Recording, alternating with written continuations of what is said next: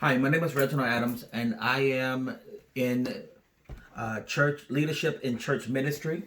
501 State of the Church is what we want to talk and discuss tonight, this afternoon. Based upon the reading of the church, the state of the church, I am seeing more of my generation and Generation Z are fitting into the non denominational area of the church. A subset of all church adults are those who attend at least monthly and say their faith is more important in life today. This more committed group compromises about 25% of 63.5 million adults. It's interesting in this current pandemic that is being experienced globally that many people are finding that churches are not increasing on one hand and yet increasing on the other.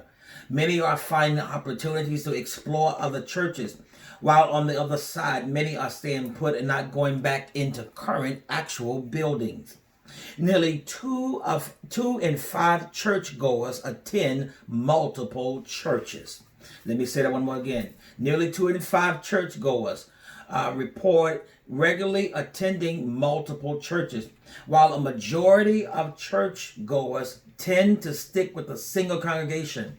63% churched adults, 72% practicing Christians. A sizable minority is at least occasionally attending other churches, including nearly two in five church adults, 38%, and one quarter of practicing Christians. We are asked if the church is currently growing. We are asked if the church is currently growing. I am of the persuasion that it is not ultimately growing if all we're doing is taking out of one location. If all we're doing is taking out of one location and putting into another. It is a term in the church called apostoliting, which it is just not merely growing, but we are merely just taking fish out of one basket and placing it into the next. So that is not growth, because growth, according to the scriptures of Matthew 28:19, is that we would go out into the world and evangelize. That we would talk to the lost and to the unsaved. So it is not growth when we are working along with other Christians. In 2017, more than half of the Bible readers use the internet. 55% on a smartphone, 53% to access biblical text, a significant increase from 2011, where there was 37% and 18% respectively by Barna Group. So there are more people who are using their smartphones than ever, driving down the demand to actually purchase paper Bibles. And now, along with the pandemic, finding it easier just to open up a particular service in the world on their phone, which we like to call an app. That more people are finding it much more easier to just open up an app on the phone than to actually read the Bible, highlight the Bible, because the Bible was supposed to have been used not just to read, but as a study material so that we can understand the heart and the mind of God. We would use the Bible to highlight in and to work in. So with social media now being the mainstream, being the mainstream way of ministry, so has our ability change to witness to others. And so as of this evening, we have those who are with us on this evening that we can talk to about the state of the church. And I have my guest with us on this evening that I would like to talk with on today.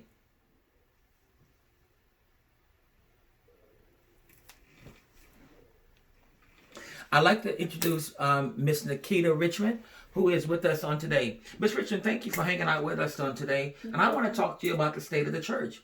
And my first question to you is, has the attendance declined, plateaued, or grown since the pandemic? Because knowing we are in a pandemic that we are currently, globally that we're in, with COVID-19. How is the church? Is the church growing in your eyes? In my eyes, I do not think the church has grown in one sense, and yes, it has grown in another. But I'd like for you to give your opinions and your thoughts on it.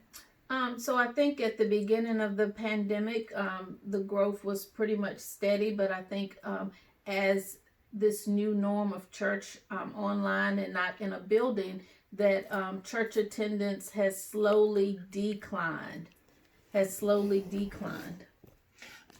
people have gotten into this set of this new norm and into this new routine. I think it is a place where some people who maybe could not make it to the building have grown in attendance, but those it leaves opportunity for growth. Well, and I agree. You know, what might be some of the reasons that you think that this is happening? I know we're in a pandemic. What might be some of your reasons to what you're finding? What I believe is happening is there's now so much access. Everybody's online. You can go back and watch it later. There doesn't have to be a set commitment to be at a physical place at 10 a.m. or 11 a.m. on Sunday mornings. And so I think people are taking the stance, oh, I'll go back, I can watch the replay later. And a lot of times that doesn't happen. The day gets away from them. And so the attendance in that sense has dropped.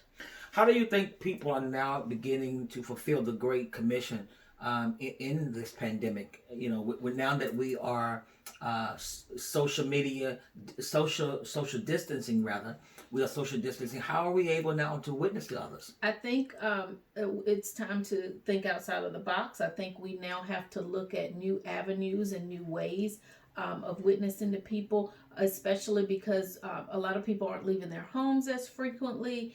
So there is the use for social media. I think now is the time for those of us in the workplace that we are witnessing to those in our workplace. And even more importantly, I think it's a great time to witness to those in our family, those that we are now having this closer contact. The family unit is spending more time with each other. And just because, and some of these families are extended families living under the same roof, and just because the husband or maybe the wife is saved doesn't mean the whole family is saved. So I think that is prime opportunity for witnessing within our family. So, you know, and that's very interesting. And I'd like to ask you this last question is, what do you think that the world looks at Christians? How they are viewing Christians? I think we are viewed a little more in a place of silence than we should be. I think a lot of people are looking and they're watching to see where our voice will be lended, what platforms we will use, and for what issues we will stand up for. Thank you so much for that. And I'd like to ask you one further last one, if I could. What could we do better now? I think we have to make our presence known. We have to make our beliefs known. And we do that in a way that draws people, not pushes people away, but there's a way that we live, that we respond, that we react, and that we lend our voice to, that will bring others into the light of Christ. Thank you so much for your time on today. I solely appreciate it. I'd like to begin to talk a little bit further about witnessing, because as our guest so eloquently talked about our ability now that we have to find creative ways in witnessing. We witness now by telling our testimony about how God has done things in our life. And so we are now beginning to be lights. There are many of us who are using social media. Social media must now become the greatest witnessing tool, since we are now at a point where we cannot physically talk to and embrace one another. And so now, what would this generation of people be more effective is for us to help steer them in the way that would allow them to share their faith and have a day of Pentecost experience where they were spread abroad beyond a particular building. On the day of Pentecost, it was never about a building. It was about the connection with different people. It was about how people connected and how the Holy Spirit was able to work in the lives of each person.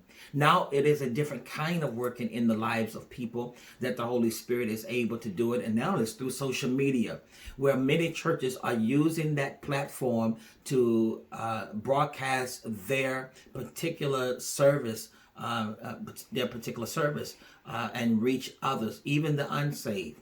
And so, as I have up here on our slide, our final slide, is the fivefold ministry still necessary? We embrace the fivefold ministry because it will take true mothers and fathers of the faith to help guide this ship into the port of the kingdom, and not remain in the sea of yesterday. The apostle is needed to set the pace, and the prophet is needed for guidance.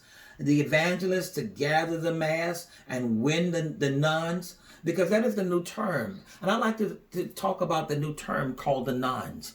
Those are the people who do not identify with any denomination, and there's now called the new nuns, Nones. And so we are to go after the nuns until they identify with Christ. And so the evangelist is needed to gather the mass and win the nuns, and the pastor to shepherd them toward growth and knowing the heart of God.